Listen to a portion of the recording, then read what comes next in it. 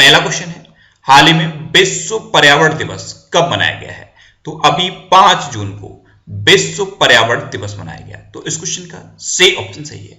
अब तुरंत माइंड में आना चाहिए कि विश्व पर्यावरण दिवस यानी कि वर्ल्ड एनवायरमेंट डे मनाया क्यों जाता है? तो पर्यावरण के संरक्षण के बारे में जागरूकता बढ़ाने के लिए और पर्यावरण के महत्व के बारे में जागरूकता बढ़ाने के लिए हर साल 5 जून को ये वर्ल्ड एनवायरमेंट डे मनाया जाता है। अच्छा, इस बार के विश्व पर्यावरण दिवस की थीम इंपोर्टेंट है। इस बार की थीम क्या है? Time for nature. क्या है? Time for nature. अच्छा, आपने एक चीज नोटिस की होगी, कुछ इंपोर्टेंट डे ऐसे होते हैं जो डायरेक्ट पूछे जाते हैं, जैसे पृथ्वी दिवस कब मनाया जाता है, विश्व जल दिवस कब मनाया जाता है, ये डायरेक्ट पूछ ले जाते हैं। और कुछ इंपोर्टेंट डे ऐसे होते हैं जिनकी थीम पूछी जाती है। अब ये कैसे डिफरेंशिएट करें कि कौन से डे ऐसे हैं जिनकी थीम इंपोर्टेंट है और कौन से डे ऐसे हैं जिनकी थीम इंपोर्टेंट नहीं है, इसको कैसे डिफरेंशिएट करें? तो ऐसे डे जो सोशल मीडिया पे बहुत ज्यादा चर्चा में रहते हैं, जैसे ये है वर्ल्ड एनवायरमेंट डे। आप कल से देख रहे होंगे सोशल मीडिया पे लगभग हर इंसान पोस्ट कर रहा है। तो अगर आप सोशल मीडिया यूज कर रहे हो तो एग्जामिनर भी तो सोशल मीडिया यूज कर रहा है, उसको भी तो पता है कि ये डे तो सबको पता है। तो ऐसे डे की थीम इंपोर्टेंट होती है। तो इस बार की वर्ल्ड एनवायरमेंट डे की थीम ज्यादा इंपोर्टेंट है। क्या है थीम? Time for nature. ये चीजें आप नोटिस किया करो, जो डे बहुत ज्यादा कॉमन हो जाते हैं उन्हीं की थीम पूछी जाती है। आप कोई भी एग्जाम उठा के देख लो, जो डे कॉमन है उनकी थीम पूछी जाती है और जो डे कॉमन नहीं है वो डायरेक्ट पूछे जाते हैं। अच्छा, ये इंपोर्टेंट डे वाला क्वेश्चन है। तो कल ही मैंने आपको जून में अभी तक जितने भी इंपोर्टेंट डे बनाए गए हैं सारे बिल्कुल सीक्वेंस में बताए थे। अब आप वीडियो को पॉज करिए और जून में अभी तक जितने भी इंपोर्टेंट डे बनाए गए हैं सारे बिल्कुल सीक्वेंस में आप कमेंट बॉक्स में लिखिए।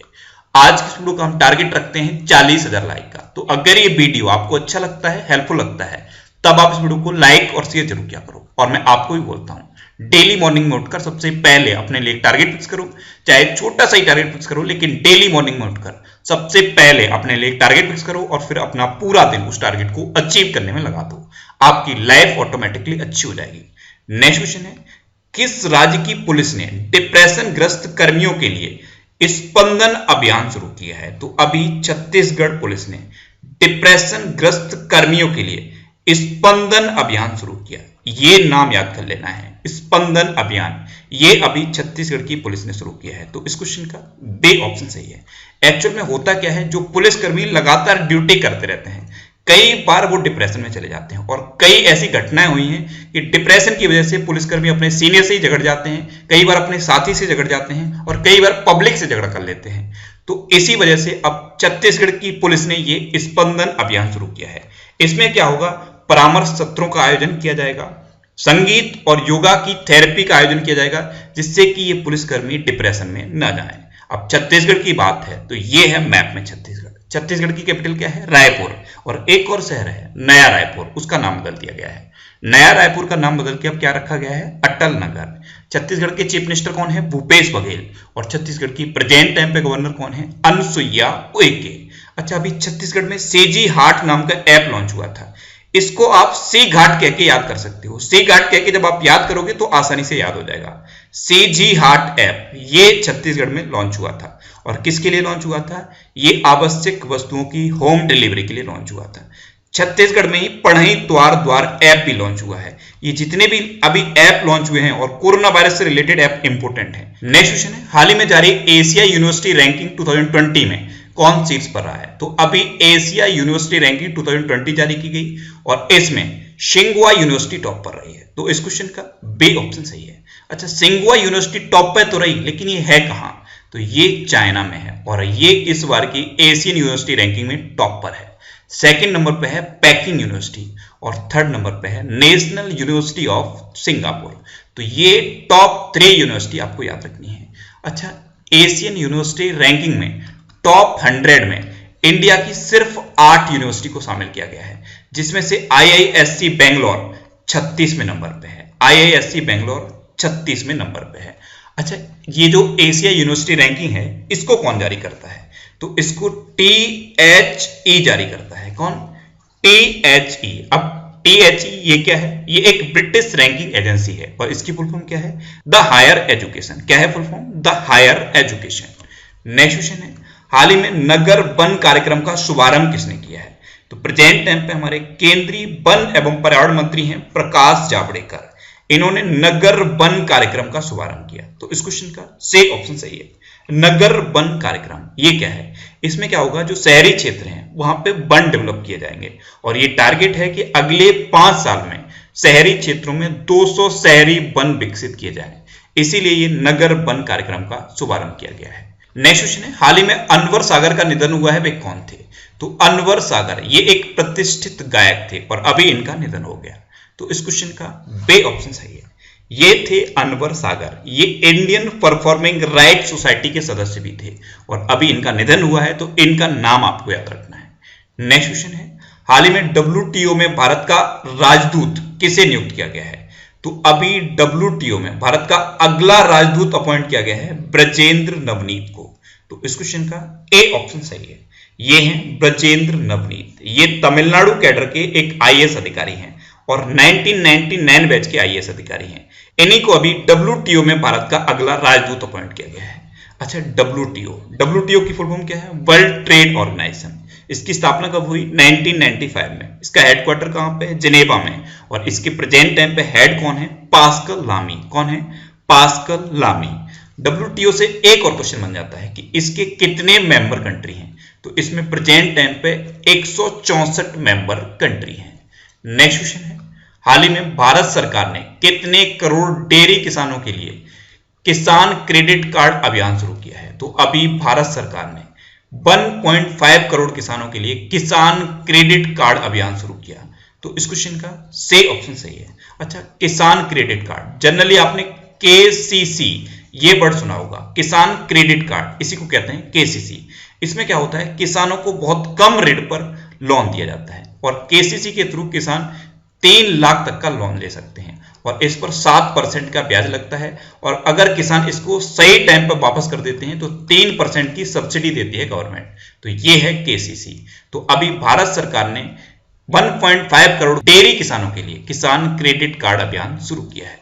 नेक्स्ट क्वेश्चन है, हाल ही में किसने ट्यूलिप कार्यक्रम का शुभारंभ किया है? तो प्रेजेंट टाइम पे हमारे आवास एवं शहरी मामलों के मंत्री हैं हरदीप सिंह पुरी। इन्होंने ट्यूलिप कार्यक्रम का शुभारंभ किया। तो इस क्वेश्चन का बे ऑप्शन सही है। अब ये जो वर्ड है ट्यूलिप, इसकी फुल फॉर्म याद रखनी है। ट्यूलिप की फुल फॉर्म क्या है? The urban learning internship programme. क्या है? The urban learning internship programme. इसमें क्या होगा, इसमें जो स्नातक हैं, शहरी स्नातक हैं, उनको ट्रेनिंग दी जाएगी और रियल टाइम ट्रेनिंग दी जाएगी जिससे कि उनको अनुभव भी मिल सके। और इस ट्यूलिप कार्यक्रम को अखिल भारतीय तकनीकी शिक्षा परिषद, MHRD और आवास एवं शहरी मामलों के मंत्रालय ने मिलकर शुरू किया है। नेक्स्ट क्वेश्चन है, हाल ही में वर्चुअल ग्लोबल वैक्सीन समिट 2020 की मेजबानी किसने की है? तो अभी ब्रिटेन ने वर्चुअल ग्लोबल वैक्सीन समिट 2020 की मेजबानी की। तो इस क्वेश्चन का सही ऑप्शन सही है, वर्चुअल ग्लोबल वैक्सीन समिट। इसमें प्रधानमंत्री नरेंद्र मोदी ने भी वीडियो कॉन्फ्रेंसिंग के थ्रू पार्टिसिपेट किया है। अब ब्रिटेन ने इसकी मेजबानी की। तो ब्रिटेन यानी कि यूके, ये है मैप में यूके। यूके की कैपिटल क्या है? लंदन। यूके की करेंसी क्या है? Pound sterling. और यूके के प्रेजेंट टाइम पे प्राइम मिनिस्टर कौन है? Boris Johnson. कौन है? Boris Johnson. नेक्स्ट क्वेश्चन है, हाल ही में वर्ल्ड बैंक के ED का नया मुख्य सलाहकार किसे नियुक्त किया गया है? तो अभी राजीव टोपनो को वर्ल्ड बैंक के ED यानी कि एग्जीक्यूटिव डायरेक्टर का नया मुख्य सलाहकार अपॉइंट किया गया। तो इस क्वेश्चन का बे ऑप्शन सही है। ये हैं राजीव टोपनो, ये 1996 बैच के गुजरात कैडर के IAS अधिकारी हैं। ये अभी तक प्रधानमंत्री नरेंद्र मोदी के निजी सचिव थे, लेकिन अब इनको वर्ल्ड बैंक के ED का नया मुख्य सलाहकार अपॉइंट किया गया है। अब वर्ल्ड बैंक, तो वर्ल्ड बैंक की स्थापना कब हुई? 1944 में। वर्ल्ड बैंक का हेडक्वार्टर कहां पे है? वॉशिंगटन DC में। वर्ल्ड बैंक के प्रेजेंट टाइम पे प्रेसिडेंट कौन है? David Malpass. और वर्ल्ड बैंक की प्रेजेंट टाइम पे MD एंड CFO कौन है? अंशुला कांत। नेक्स्ट क्वेश्चन है, हाल ही में गरीबी रेखा से नीचे रहने वाले लोगों को मुफ्त इंटरनेट देने वाला पहला राज्य कौन बना है? तो अभी केरल गरीबी रेखा से नीचे रहने वाले लोगों को मुफ्त इंटरनेट देने वाला पहला राज्य बन गया। तो इस क्वेश्चन का ए ऑप्शन सही है।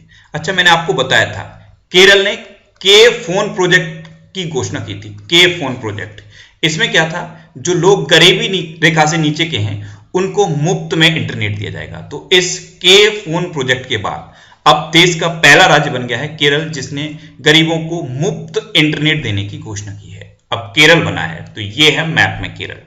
केरल की कैपिटल क्या है? तिरुवनंतपुरम। केरल के चीफ मिनिस्टर कौन है? पिनरई विजयन।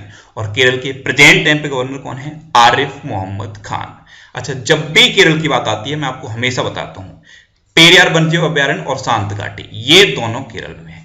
पेरियार वन्यजीव अभ्यारण्य और शांत घाटी, ये दोनों मोस्ट इंपोर्टेंट हैं, अक्सर एग्जाम में पूछे जाते हैं। फिर भी जब कल मैंने क्विज में आपसे ये क्वेश्चन पूछा कि शांत घाटी कहां है, तो इसका आंसर 80% स्टूडेंट का गलत था। अच्छा, अभी केरल में तिरंगा पहल शुरू हुई थी। इसमें क्या था? एक गाड़ी पर तिरंगा बना हुआ था, 2 माइक्रोफोन लगे थे और 2 कैमरे लगे थे और एक थर्मामीटर लगा था। ये गाड़ी जगह जगह जाके लोगों की स्क्रीनिंग कर रही थी, तो इसी का नाम था तिरंगा पहल। इसको रैपिड स्क्रीनिंग के लिए शुरू किया गया था। अच्छा, कोविड-19 पेशेंट की सेवा के लिए कर्मी बोट रोबोट, ये भी केरल में लॉन्च हुए थे। और ब्रेक द चेन कार्टून अभियान, ये भी केरल में शुरू हुआ। तो इतने करंट अफेयर्स हैं जो अभी केरल से रिलेटेड हैं और आपके लिए इंपॉर्टेंट है। नेक्स्ट क्वेश्चन है, हाल ही में एथलेटिक्स फेडरेशन ऑफ इंडिया ने किसे राजीव गांधी खेल रत्न पुरस्कार के लिए नामित किया है?